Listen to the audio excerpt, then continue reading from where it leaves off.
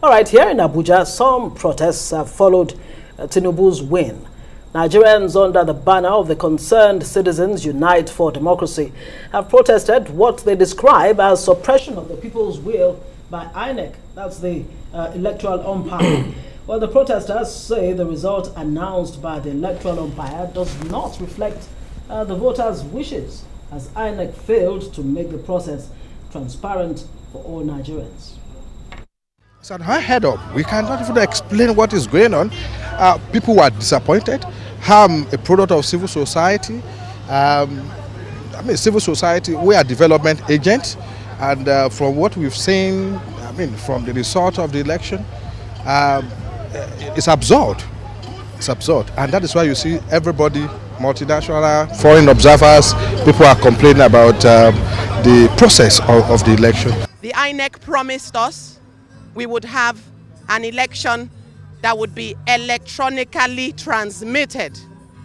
What would it cost the INEC to ensure that as we were voting at each polling unit, as they were recording the results were being sent, even if it had to be sent to 37 screens, for people to be watching it live on TV. Go around the 36 state and FCT, there's no way anybody is celebrating. Why? Even the APC that claim they've won, they're not even celebrating.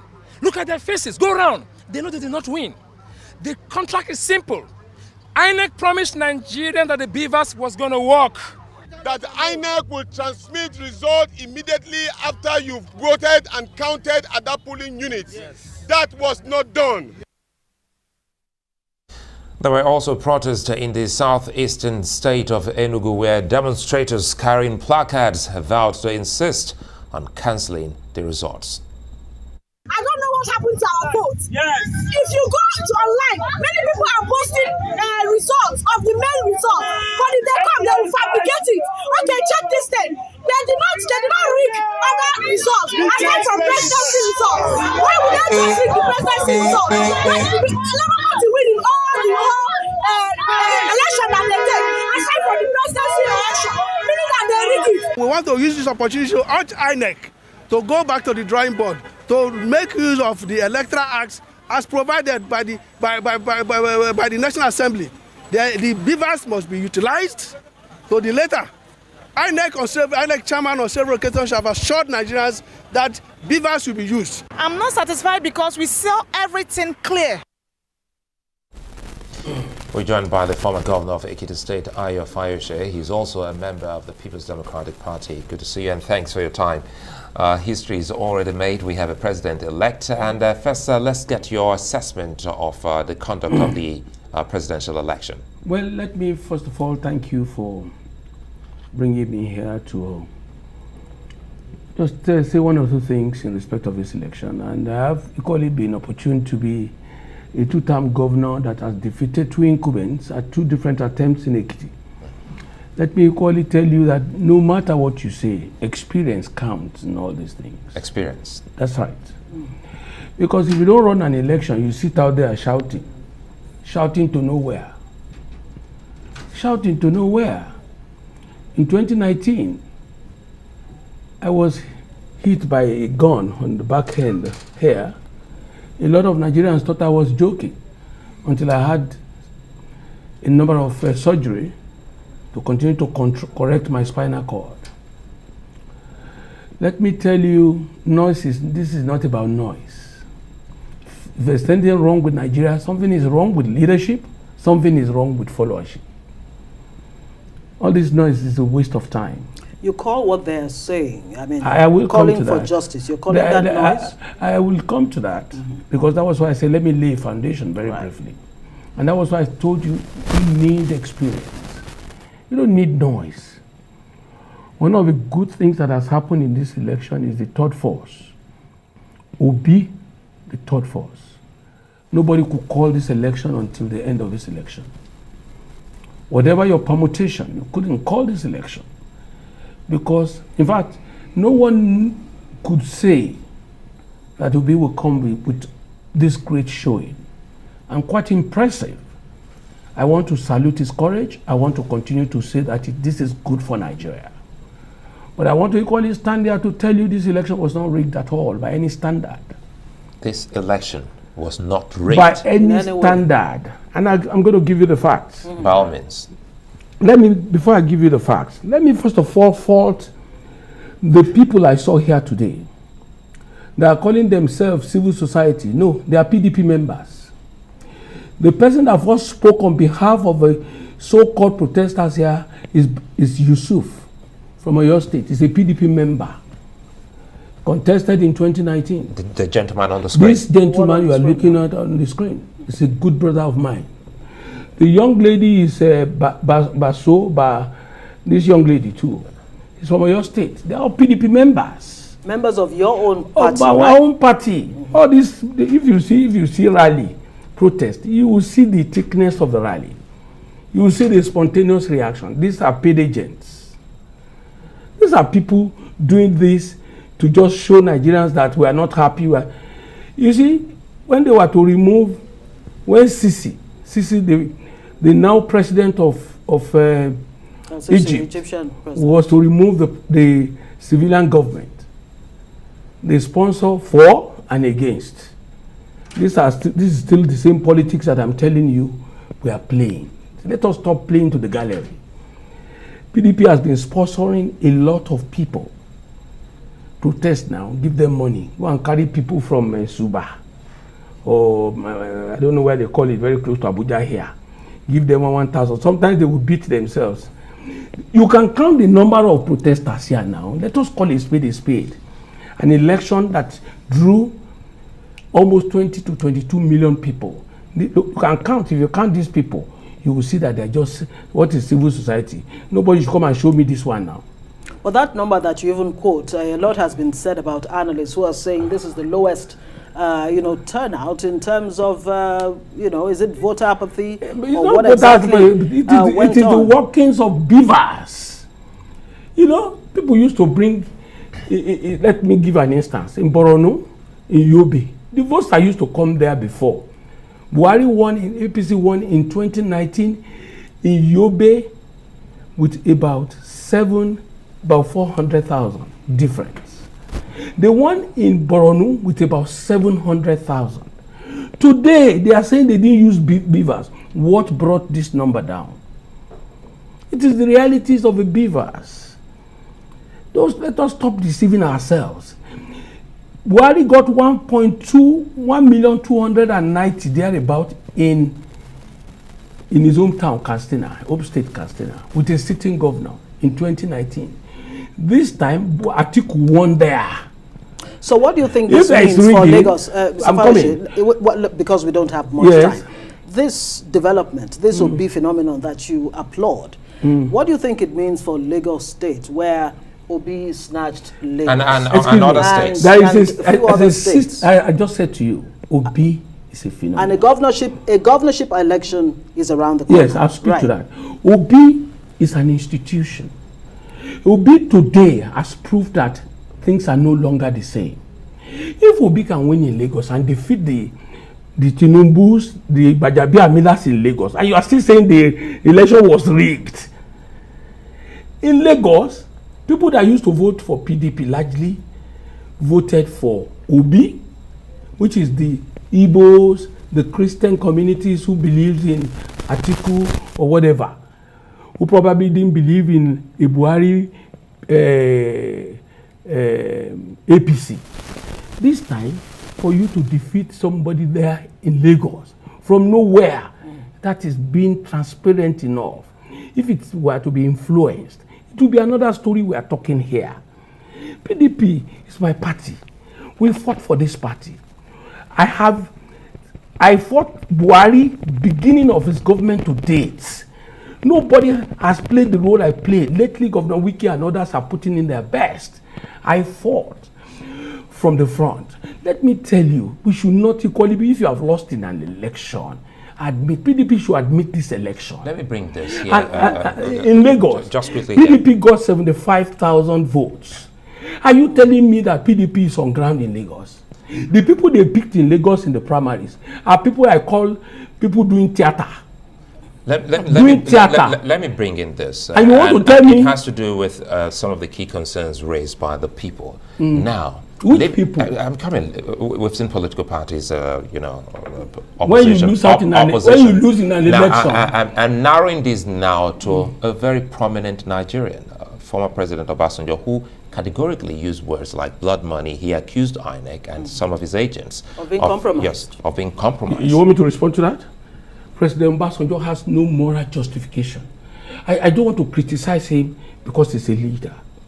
But let me say the truth. I love Obi. I respect Obi. Obi is a light that must shine. But Obasanjo cannot deny that Obasanjo is an obedient. Obasanjo wrote a letter to say they should vote for Obi.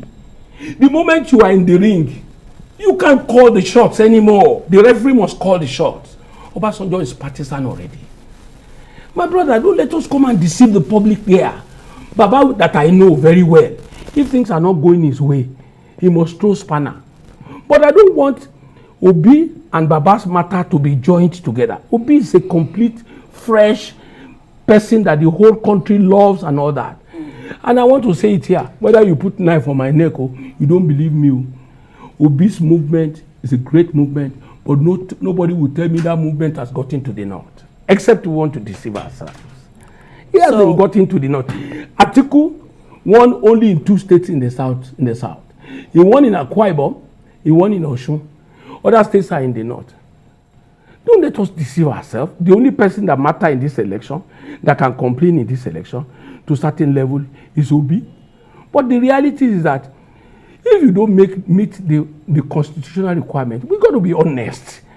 Obi is a good brother of mine. I don't, because of any reason, come to lie here. And he says he's going to go to court, and the PDP will also go to court. If you want to go to court. You say that you've been working for the PDP, but it seemed you worked against your own party. I work, without doubt. And all that. Let me tell you. Did Atiku pay dearly for not mending fences with people like you, people like Wike? Is that what happened? Can you use this hand that is fractured to hit anyone? PDP is a fractured party before this election. How would PDP say they can win this election? Are you the national chairman of the party? Was cashing out on aspirants. Those who became candidates in some places, you see that allegedly, with all respect, in some places before these primaries, a lot of people, they took their money. People were aggrieved. Let me equally say to you, a political party that lost an Obi, a political party that lost Kwankwanso. Kwankwanso left this party during the Northwest Zonal Congress that was rigged for Tambua. Don't forget, the same Tambua left this party in 2015. And Atiku and all of them. When they didn't have their way in APC, they ran back. They are naturally called Obotes. Obotes have a certain end. When you run away, you come and face the consequence. So let me tell you very clearly that PDP, with all respect, I can't say because I'm a member of PDP, I will come and be lying. Is it over for the PDP? I believe so, in the federal level only. All politics are local. All the governors of PDP, all the states of PDP are elections that are local. It has nothing to do with and let me say this just before you ask your question. Maybe PDP is getting certain things wrong. The ovation, the tailwind is for Obio. It's not for PDP. It's not for PDP. Don't let us deceive ourselves. That was what I was telling them. Obi, if these people, the PDP had believed in you, why did they not give you this ticket? Are you and the national chairman of Labour Party now sat together, doing press conference together? They only want to rub off on Obio. They want to stain him. You know, Obi is now the man of the moment. He should run away from PDP. And let me say this, from today. Your own party. I'm saying it, and I want to make this statement. From today, I stay off PDP from today. From today, when you say I'm making this announcement. Is that a resignation? Well, let me put it this way. In party politics, because there are certain facts you must be able to. I'm 62. They must get to a particular age. Look at your beard now. It's white, but it's not my age. I shaved mine. I can't at this age start lying, And when something is wrong with your family, confess. Former Governor Fayose, you've always been blunt. Governor is governor. Yes, Right. You're right. And there's something about you that a lot of Nigerians like, being blunt. And again, it seemed as if you had a sixth sense sometimes to project and talk about some political readings. Did you see the outcome of this election before it was called? My brother, I issued on my Twitter handle, even in the month of, was it January or December, I warned the PDP that this problem, if not resolved, will consume this party. I told them there is danger ahead. Watch it. I was invited by His Excellency Atiku Abubakar to his hotel in Lagos. I told him 4 things. There were 4 demands they made of you. What were those? 1, you will be 76. You were 76 last year. The G5 said, now you are already candidates. We can't abort a child that has been given birth to. But let us go back and tell the Southerners that you will spend 4 years, so that it will not look at if it is 8 to 8 years back to back for the North, because Buhari is living and he represents the North, irrespective of the party. They told His Excellency Atiku Abubakar, please just make your official announcement, not that you should come and hand over to any member of the G5, that you are going to spend 4 years. At that time, you'll be 80 years. All the people surrounding him say, no, they can't say that. When he becomes president, he will be saying that one. My brother, who does that? These are you, were the people who led Atiku to Golgotha. They took him to Golgotha, brought knife. You see, when a man cannot come out and say, I am good at 80, what does he want to do after, sir? But during the campaigns, he actually said the chances of a Southeast, presidential candidate or president emerging were higher Is it the one that would determine? Well, that's another question. Okay, let's look forward now. Nigerians determines all that. Absolutely. Let's set an agenda for Tinubu. Nigeria right now. I'm not going to set an agenda. Hold on. A lot of people believe that Nigeria is a fractured state right now and in a very delicate situation. Yes. How do you think Tinubu can, go about reuniting the country in a way that every part of this country will believe in the Tinubu presidency? Let me tell you, Tinubu has answered a call to be president of Nigeria and is being elected. I'm sure he has a team he wants to work with.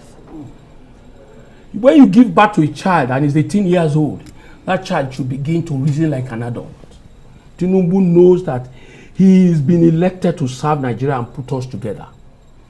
He must correct all the imbalances. He must stand up. He is lived here. He has said severally there will be, what is this called now? There will be inclusive governance, inclusive leadership. If he wants to succeed, he has no choice. I'm not going to set anything for him. He's a man of experience. I was governor at the same time with him. He's older than me. Well, you can't wish Fayose away. If you wish me away, I will be able to use my mouth to wish you back. You understand? Yes. I'm not going to cringe before anybody. I'm not going to do that. If a Tinubu needs these people, the people of Nigeria, somebody must win his election. Yeah, but can he succeed? He succeed with the present structure? Because in the course of the campaign, he did talk about restructuring. May I say this to you? But it's a different ballgame now. May I say this to you? Yeah. Restructuring Nigeria is the best thing to do. But this thing doesn't happen overnight. The president, whether it is Obi, whether it's Atiku, whether it's Tinubu, it's about human beings. It's about interest. It's about our diversity. You can't push anybody to go and do anything. Tinubu has been governor in this state, in this country. He has served. He has been leader of his own party. He knows the diversity of our country. And if it's Obi has been governor. He knows the diversity of our country. I'm not going to set agenda for anybody. He took that responsibility and he must face it. Well, we'd like to thank you for your time. Two-time governor of Ekiti And I want to State, tell who's you just officially resigned from partisan politics live on television, Ayo Fayose. So Thank you for 30 speaking with us. seconds. You see, I was talking about Lagos. Lagos is like the head of a fish in Nigeria. Not even Abuja. Abuja is the capital of our country, but the economic capital of Nigeria is Lagos. I've said it here from today. I step aside because I must be talking like a leader in this country. When Buhari was, if Buhari now is, to me, is now lame dog. He's on his way out. Right. So right? we have to go now. But you have to go. But let me tell you, Lagos, the PDP candidates in Lagos, to me, there are people doing theater. Lagos business is a serious business. There's a lot of challenges in Lagos. So I enjoy everybody in Lagos to return this Sanwo-Olu. Return him, because if you are waiting for, because the next person... You're going to pay for that endorsement. I'm entitled to that. Well, next time you don't invite me, I'll be here. We have to go because Ayo Fayose is almost turning to my producer now, so we can add that cap to him. Well, many thanks for speaking with us, Governor Fayose.